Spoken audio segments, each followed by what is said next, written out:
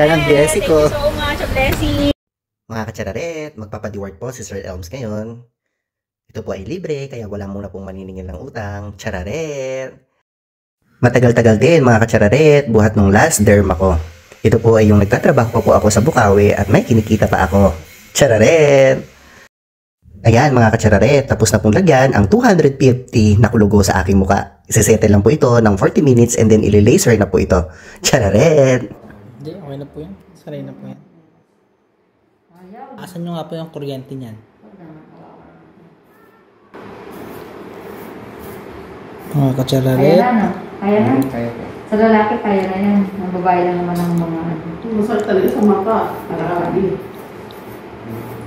Mga katsararet, dahil naging manhid na po ako sa pag-ibig, ay hindi ko na po nararamdaman ang kahit anong sakit. Chararet, medyo mataas po ang aking pain tolerance, kaya po kinakaya ko po yung pag-laser ni Ma'am Lilian sa aking muka.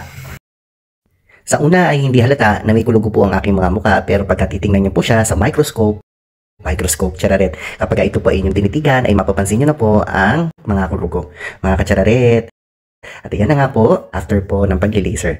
Buti na lang mga katsararet at nagkaroon po ng kanselasyon ng paso kasi hindi po ako maliligaw for 3 days. Chararet, hindi ko po babasain yung aking muka.